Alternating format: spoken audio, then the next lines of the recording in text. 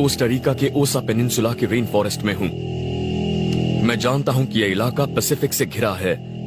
अगर मुझे कोई नदी मिल जाए तो मैं उसके साथ साथ समंदर तक पहुंच जाऊंगा और तब मुझे शायद कोई इंसानी बस्ती मिल जाए।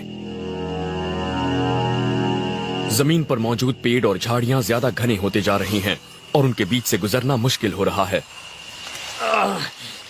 ये झाड़ियां बहुत घनी हैं और अब ये दूसरे जंगल के ठीक बीचों बीच हैं। ऐसे जंगल में दिशा भटक जाना जानलेवा हो सकता है। इस इलाके में होने वाली 5 में से करीब 1 मौत इसलिए होती है क्योंकि सैलानी हड़बड़ाकर भटक जाते हैं।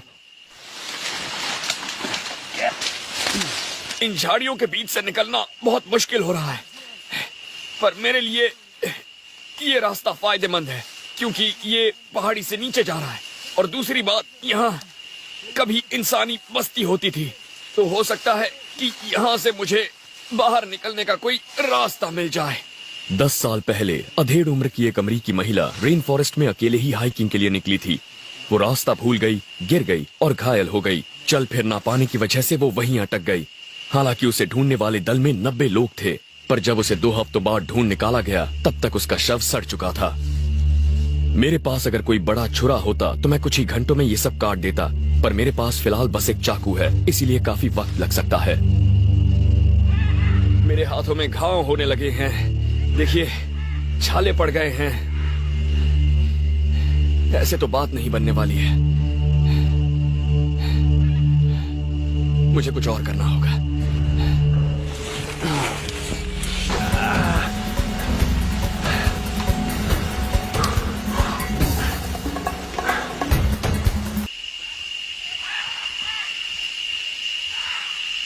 मैं खाने की कोई चीज ढूंढने के लिए नदी से दूर आ गया हूँ। जानवरों का शिकार करने या फंदे लगाने में ऊर्जा बर्बाद करने का कोई फायदा नहीं। यहाँ खाने के लिए बहुत से पौधे हैं, नीचे गिरे फल हैं, जैसे कि ये गार्सिनियास। ये मेरे बहुत काम का है। इसका स्वाद लीची जैसा होता है और इसमें ढेर सारी नेचुरल शुगर होती है। पौधे यहाँ खुराक का सबसे आसान जरिया हैं। 3 साल पहले एक लड़का सिर्फ केले खाकर और नदी का पानी पीकर जिंदा रहा, फिर उसने अपना रास्ता ढूंढ लिया था। जिंदा बचने वाले बहुत से लोगों का कहना है कि भटकने पर जंगल में सबसे बुरा वक्त होता है रात का, और अब अंधेरा होने वाला है। मैंने अभी तक कैंप नहीं बनाया है और आगे क्या होगा ये सोचकर बहुत परेशान हूँ।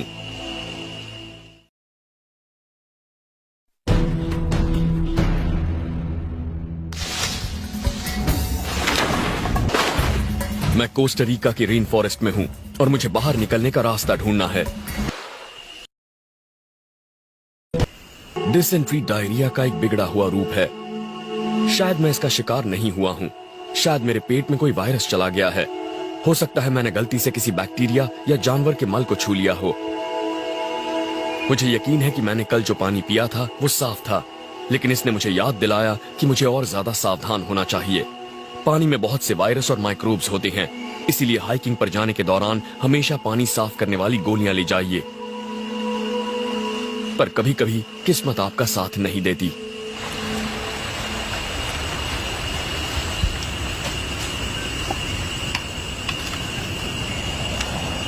मैं इस पानी को कम से कम 5 मिनट उबालूंगा ताकि इसका साफ होना सुनिश्चित हो जाए।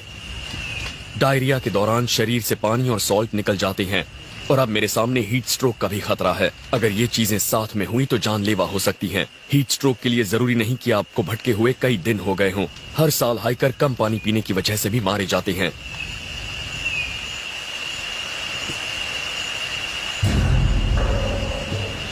अब मुझे अपने पेट को ठीक करने वाली कोई चीज ढूंढनी होगी।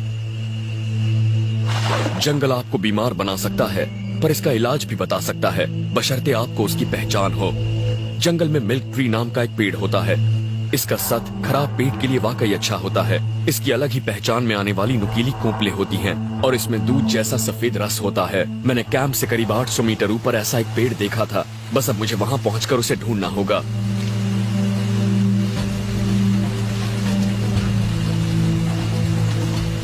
इस तरह से चढ़कर ही मैं जल्द से जल्द ऊपर पहुंच पाऊंगा। शरीर में ताकत नहीं है, पर मैं जंगल में भटकते हुए आधा घंटा बर्बाद नहीं करना चाहता। शुक्र है इस चट्टान पर पकड़ने की कई जगहें हैं।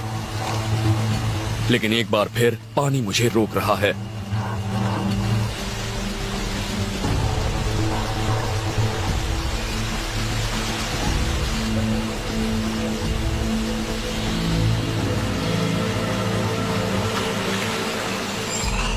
अब मुझे वो पेड़ ढूंढना है।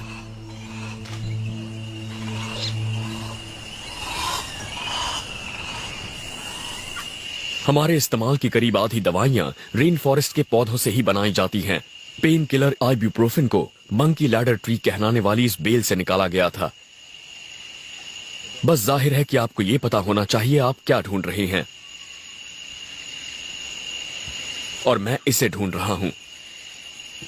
ये एक छोटा सा मिल्क ट्री लग रहा है और इसे कुदरती मिल्क ऑफ मैग्नीशिया कह सकते हैं। ये पेट के लिए वाकई अच्छा होता है और इससे मुझे थोड़ी ताकत मिलेगी। इसकी पहचान आप इस खास तरह की पत्तियों से कर सकते हैं। ये देखिए, इसकी कोंपलें भी ऐसी नुकीली होती हैं और जब आप इसे तोड़ेंगे तो इसमें से ये दूध जैसा रस निकलेगा। इस छोटे पेड़ के पास ही एक बड़ा मिल्क ट्री भी है जिसकी छाल अलग ही है। ये दिखने में आमी कैमोफ्लेज जैसी लगती है। आमतौर पर आपको ऐसे दुधिया रस वाले पौधों को खाने से बचना चाहिए। ये इसके जहरीले होने की निशानी है, पर मैं जानता हूं कि ये पेड़ जहरीला नहीं है। ये एक तरह का लेटेक्स है और यह आपके पेट को ठीक करता है। कमाल है, इसका स्वाद बहुत ही क्रीमी है। मेरी हालत जल्दी से ठीक होनी चाहिए, वरना आगे जो चुनौतियां आएंगी उनका सामना करना मेरे लिए मुश्किल साबित होगा।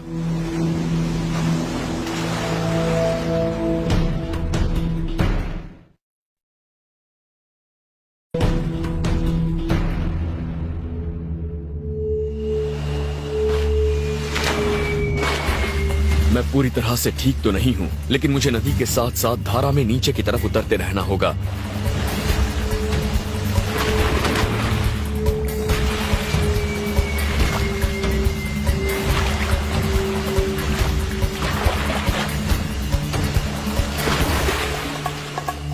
मैं नहीं जानता मैंने कितनी दूरी तय की है, पर लगता है कि मैं आगे बढ़ रहा हूं। लेकिन इससे थकावट भी हो रही है और दूरियां तय करने में काफी लंबा वक्त भी लग रहा है। पेट खराब होने से मुझे कमजोरी महसूस हो रही है और मैंने पिछले 2 दिन से ठीक से कुछ खाया भी नहीं है। मैं जानता हूं कि जंगल में अंधेरा बहुत जल्दी छा जाता है, इसीलिए मुझे कैंप और खाना ढूंढना होगा। मैं ये भी जानता हूं कि आज मैंने ज्यादा फासला तय नहीं किया, इसीलिए मुझे जंगल में एक और रात बितानी होगी।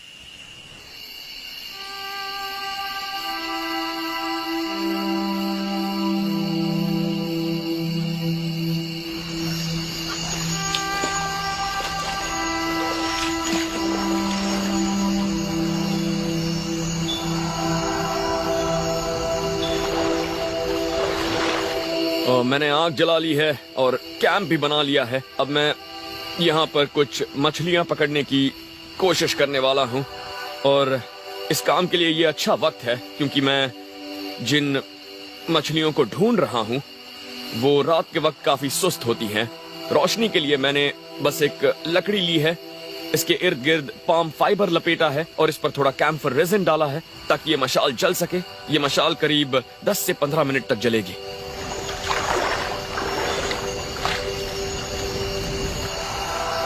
मैंने इस मशाल को पानी के काफी करीब पकड़ा है और श्रिम्प या क्रेफिश ढूंढ रहा हूँ। मैंने अपने चाकू को एक लकड़ी पर बेलों से बांध रखा है ताकि अगर कुछ नजर आए तो मैं उस पर वार करूं और फिर उसे पकड़ सकूं।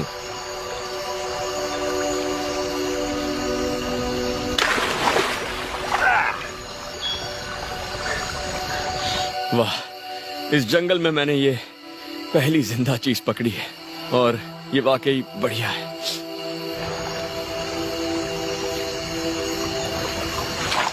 वैसे इन क्रेफिश को बिना चाकू के पकड़ना काफी आसान होता है, बस काश मुझे कोई मछली मिल जाए तो दावत पूरी हो जाएगी।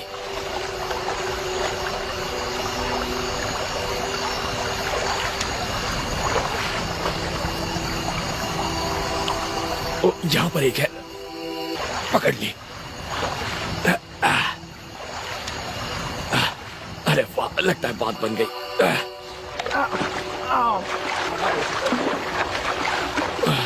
मुझे यकीन नहीं हो रहा, वो हाथ से निकल गई। वो मेरे चाकू पर लगी हुई थी, लगभग मर चुकी थी, और अब ये मशाल भी दम तोड़ रही है।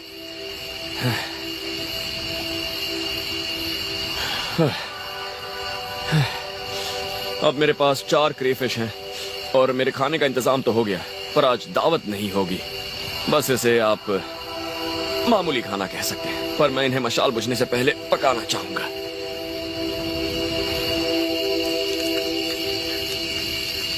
किसी भी तरीके से अपने जोश को बरकरार रखने की कोशिश कीजिए। कभी कभी बस आग जलाकर कुछ अच्छा खाने से ही जोश बढ़ जाता है।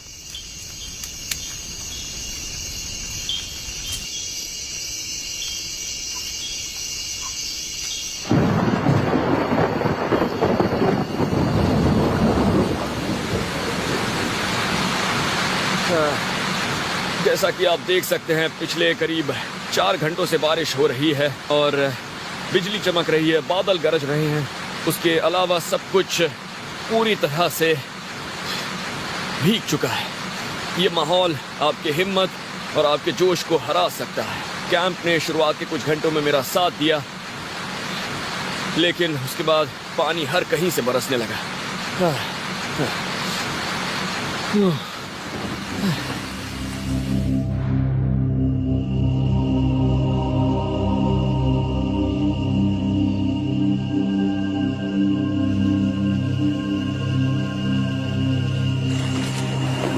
एक रात और जागने के बाद अब इस जंगल से जल्द निकलने का मेरा इरादा मजबूत हो गया है।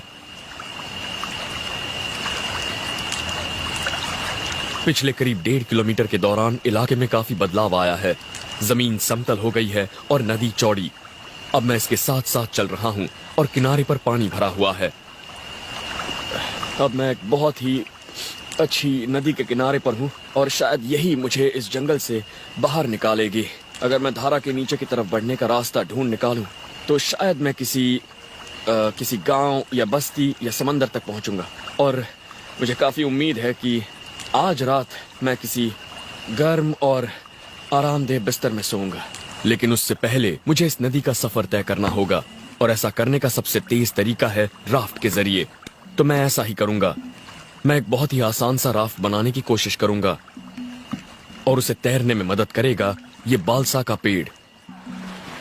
इससे अक्सर मॉडल्स बनाए जाते हैं क्योंकि ये बहुत हल्का और काटने में आसान होता है। इतना आसान कि मैं बस अपने चाकू और एक पत्थर से ही इसे काट सकता हूँ। लगता है ये पेड़ यहाँ मेरे लिए ही उग रहा था, और ये दिखने में बेशक भारी लगता है, पर ये इतना हल्का है कि आपको सुपरमैन जैसा लगता है। और कई दिन बाद मैं खुद को इतना ताकतवर महसूस कर रहा हूँ। मैं इसकी छाल उतार रहा हूँ और इससे मैं राफ्ट को बांधूंगा। ये बहुत मजबूत और बहुत लचीली होती है।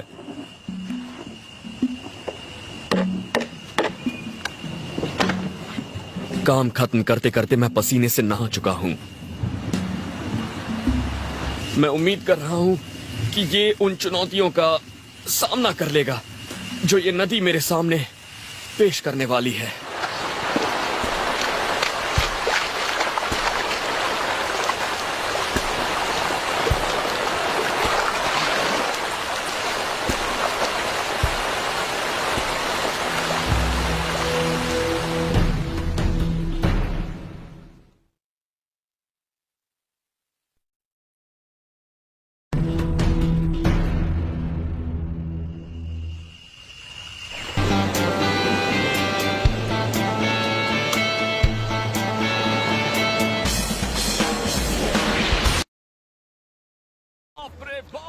देखिए देखिए देखिए, व्हेल है, व्हेल। वो एक बड़ी सी हम्पबैक व्हेल है, मुझसे करीब 20 मीटर दूर है और वो काफी बड़ी होती है। उनकी लंबाई 40 फुट तक हो सकती है। यकीन नहीं होता मैं उन्हें देख रहा हूं। मैं उनके बहुत करीब हूं। इतने बड़े मैमल्स के साथ समंदर में तैरने का अपना ही मजा होता है। और कितनी खूबसूरत है वो। मजा आ गया। टापू के करीब आते ही समंदर का रूप बदल जाता है। पानी के बहाव को किनारे की जमीन रोकती है, इसीलिए यहाँ पर लहरें तेज हैं। इनसे लड़ना बहुत मुश्किल है। हमने उन धाराओं को तो पार कर लिया, पर अब चुनौती है इन चट्टानों पर आती लहरों से निपटना। मैं इस गली के अंदर जाने की कोशिश करता हूँ। जरा संभल कर, पहले मैं जाकर देखता हूँ। जब 5 फुट ऊंची लहरों का सामना करना हो तो आपको बहुत चौकन्ना रहना पड़ता है। चट्टानों से टकराएं तो भारी पड़ सकता है। ओके, आ जाओ। ठीक है, ऊपर ऊपर ऊपर। बढ़िया। मैं सूखी जमीन पर तो आ गया हूँ, लेकिन चारों ओर पानी से घिरा हुआ हूँ और मेरे सामने 60 फुट ऊंची चट्टान है। मुझे इस पर चढ़ना होगा। लगता है यहाँ से चढ़ सकते हैं। शुरू करें।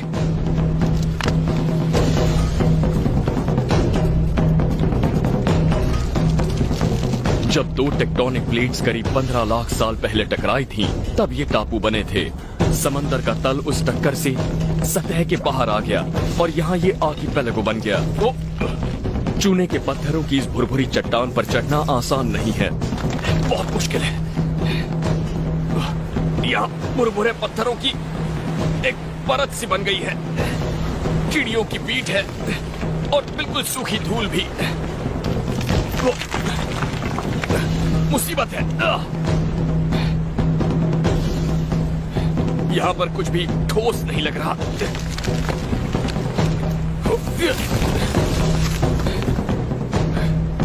ठीक है, ऊपर चढ़ते हैं।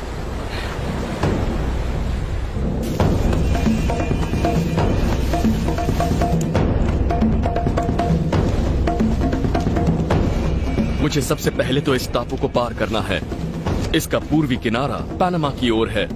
पहले ये पता लगाना होगा कि उसके आगे क्या है, तभी मैं आगे का प्लान बना सकता हूँ। 5 मिनट बाद मैंने इसे पार कर लिया है।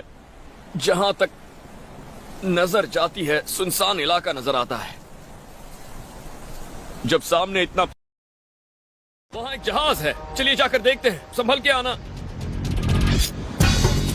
ऐसे इलाकों में जब तक पीने के पानी का कोई स्रोत नहीं मिलता, तब तक आपको खुद ही अपनी जान बचाने के उपाय करने होंगे। मैं इस जहाज के मलबे की मदद से यहाँ से निकलने की कोशिश करूंगा। ये मलबा इस बात का सबूत है कि ये समंदर कितना खतरनाक हो सकता है। यहाँ समंदर को हल्के में नहीं लिया जा सकता। अगर मैं वहां ऊपर तक पहुंच जाऊं, तो अच्छी तरह से अंदाजा लगा सकता हूं कि आगे मुझे कहां जाना है। सिर्फ 30 फुट की ऊंचाई पर चढ़ने के बाद ही मैं अब दुगनी दूरी तक देख सकता हूं। यहां से नजारा तो खूबसूरत है, लेकिन बुरी खबर है कि मुख्य द्वीप वहां पर है और वहां तक पहुंचने के लिए मुझे समंदर में कम से कम 8 किलोमीटर का रास्ता तय करना होगा। अगर मुझे अपनी जान बचानी है तो मुझे वहां पहुंचना होगा। मैं जानता हूं वहां तक कैसे जाना है, बस हमें नीचे उतरना होगा। इस टापू से जाने का एक ही रास्ता है, समंदर। देखिए कितना कचरा पड़ा है। जिस जबरदस्त तूफान ने इस जहाज को किनारे तक पहुंचाया होगा, उसी की वजह से इतना कचरा भी इकट्ठा हुआ है। मैं इनसे एक राफ्ट बना सकता हूँ, लेकिन वो मजबूत होना चाहिए। किसी का कचरा किसी के काम आ सकता है। यहाँ बहकर आए बांस से मैं उसका फ्रेम बना सकता हूँ, जिससे राफ्ट को काफी मजबूती मिलेगी। मैं इन तीनों को एक साथ बांधकर राफ्ट का हल बना सकता हूँ और फिर उसी तरह से एक और ढांचा बनाकर मैं एक अच्छा सा कैटमरान बना सकता हूँ। इन प्लास्टिक के डिब्बों की वजह से मेरा राफ्ट पानी पर तैर पाएगा। मेरा प्लान तो अच्छा है, लेकिन मुसीबत यह है कि इन बोतलों के ढक्कन हैं ही नहीं। मुझे ऐसी बोतलें ढूंढनी होंगी जो इसके जैसी हो। हाँ, ये ठीक है। जितना हो सके राफ्ट को पानी पर तैरना होगा। यहाँ ग्रेट व्हाइट शार्क्स घूमती रहती हैं, इसीलिए मैं समंदर से ज्यादा दूर रहना चाहता हूँ। मैं उस जगह पर हूँ जहाँ ज्वार का पानी चढ़ जाता है। मैं चाहता हूँ कि जैसे ही पानी चढ़े मैं यहाँ से निकल जाऊं। ज्वार का पानी मुझे मुख्य भूमि तक पहुंचा देगा, लेकिन किनारे पर बह रही तेज हवाएं एक बड़ी मुसीबत हैं। मैं अपने पीछे से बह रही हवा से ज्यादा ज्वार के पानी पर